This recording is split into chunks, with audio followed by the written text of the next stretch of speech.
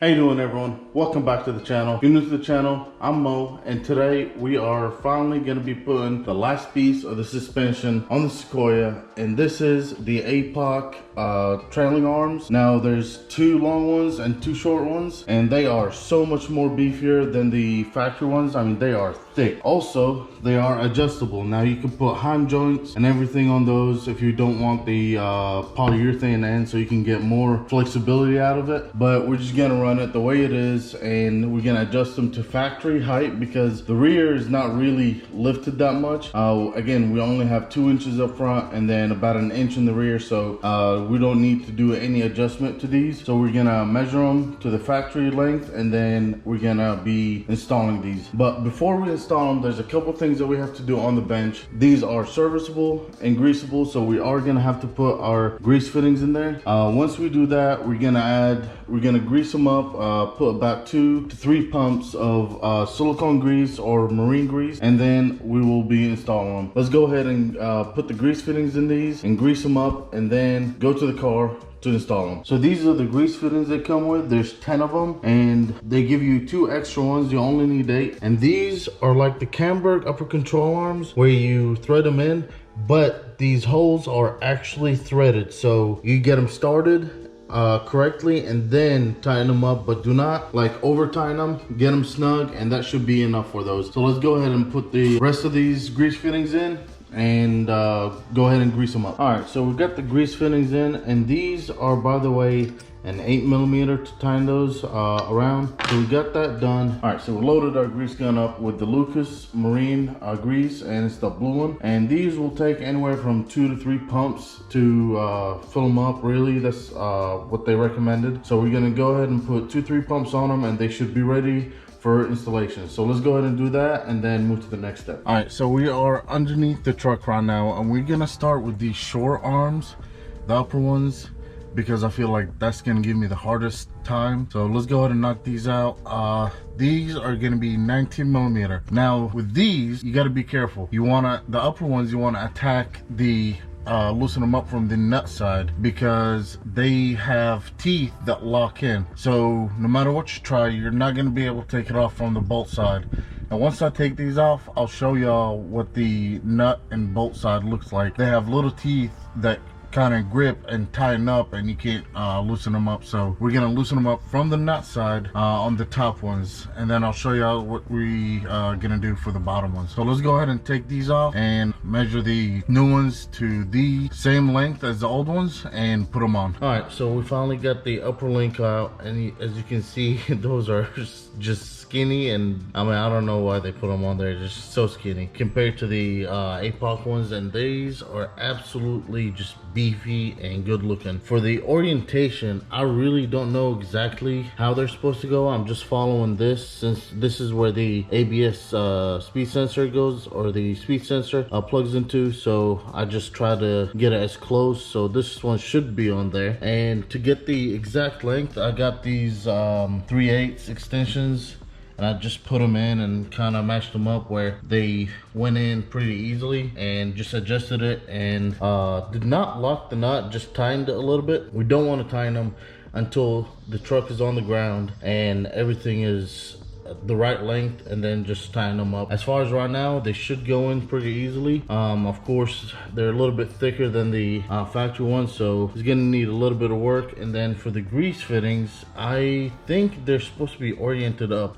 You want this adjuster, of course, closer to the vehicle, that way you get access to it and you can adjust it, because if it was on the back, you won't be able to adjust it that well. Anyways, so let's go ahead and put these on and see how the orientation, if there's anything that is odd or different, I'll let y'all know if I change anything. But as far as right now, this is how I did it to figure out the length and everything. So let's go ahead and put it on, and I'll put the move on to the longer one. All right, so for the wheel speed sensor or ABS line, I just zip tied it to one of those brackets because it doesn't go in. So that's it for this side. I did change the orientation. Now, as you can see, the grease fitting for this one is at the bottom, but the one in the back, the grease fitting is up top. So just make sure that orientation is like that, so you are able to grease them when they need to be serviced. And for the other side, I haven't done it yet, but I just wanted to let y'all know that there is a ABS sensor or whatever this wire is, and then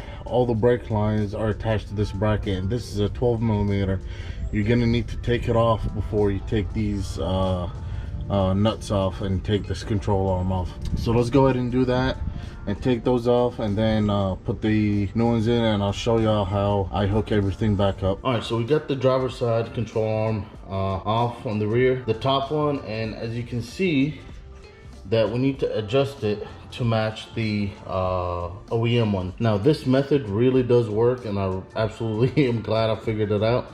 So what you do is you put this one through and make sure it's through, and then you put another one in once you adjust it, and if it goes in smooth, it should be the correct length, and that's how the other one went in pretty easily. I don't know if you could see it, but there is those teeth, and that's why I told y'all to go from the nut side on the top ones and not the bolt side, because these are just gonna be gripping and they won't come off until you get the nut side off. So just kind of a FYI. And also on the bottom is gonna be the opposite of the top. You're gonna go with the bolt side you take off for the bottom ones. All right, so the driver's side upper control arm on the rear is done. As you can see, the grease fitting is at the bottom and the other one's at the top. Now with these brake lines and that bracket, and then also that ABS line, those I went ahead and zip tied them because the brackets, for some reason, they don't line up. I don't know if it's just their design that is not really that accurate or meant to accommodate factory stuff. But as you can see, I went ahead and zip tied it. But what I'm gonna do is get a bolt and a nut, and that way it can sit flush like this, and that should take care of it. The factory one had a threaded hole where you could screw the bolt in and it holds it, and it comes from the bottom. This one does not. So from the side we can still do it as long as you have a bolt and a nut, and that way it ties up and will hold it flush and it won't move. So for now I zip tied it until I am able to go to the parts store and get me a bolt and a nut and put that in there, and that should take care of it. But with the ABS line, it's still gonna be zip tied. All right, so now let's go ahead and move to these trailing arms. Now as you can see, the bolt side is right here where you could easily access it, and then on the other side is facing the outside of the vehicle, so it's for easy access. Remember, we have those teeth on the nuts themselves on these traction bars. All right, for this traction bar, before we remove anything, we are gonna loosen up this bracket here that holds this brake line. Is gonna be a 12 mil, so let's go ahead and zip that off and then take off the control arm so we can put the new ones in. We got the old one off next to the new one, and it's just so much more beefy. Holy crap. And there's a big difference. Now for this nut, you're gonna need a big pipe wrench to be able to do it, even for the smaller one. I had one, I used it, tightened it as tight as I can and locked it in.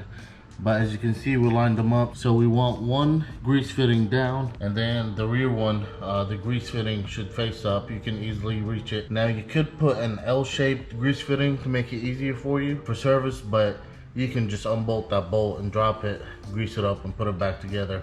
It should be very simple. Now for this brake line, the bracket goes into this threaded hole.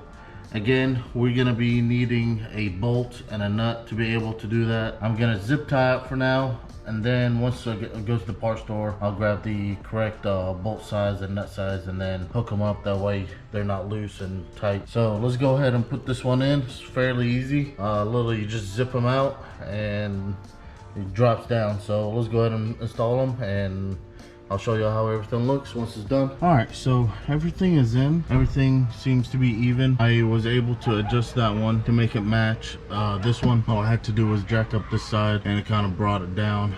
We'll see once we get in alignment. It seems like the passenger rear is higher than the driver's side rear, so I don't know what that's all about. So we'll just try to figure it out once we go get everything aligned. And I want to let them know to make sure that, you know, to make it even. So the next video, hopefully we are going to be adjusting the rear height adjuster just to bring it up to match the front. So just keep an eye out for that video, because I'm going to make a whole separate video just for that one. The suspension is finally done on the Sequoia. We got the APOC rear trailing arms and control arms in the rear. We got the Camberg upper control arms in the front. Lower control arms are from Solo Motorsports. We got the Fox 2.0 front and back, and we got the Suspension Max extended sway bar links. Now, we still need to align it. We haven't done that yet. I've been lazy and I need to go do that. I mean, it's not too far off alignment. Got positive camber now instead of negative camber. The rear is still squatted, so we definitely have to figure out something with the rear. I still need to adjust that height level. I'm gonna come up with a video on how to adjust it. I still need the suspension to settle a little bit to see where I need to adjust it to. I don't think it's too far off. I mean, it does look like a squatted truck, but we can get at least an inch out of the height adjustment in the rear. It just, you know, I try not to mess with it too much because it is very sensitive. So once I figure out exactly where I need to bring it up, then I can figure out on how to adjust it correctly. Keep an eye out on the video for that. I know there's a lot of people that have the airbag system and they don't want to get rid of it, just like me. I just put shocks in the rear and then the APOC trailing arms and the upper control arms. So yeah, but if you like this video, guys, like, comment, subscribe, and I have more videos coming up.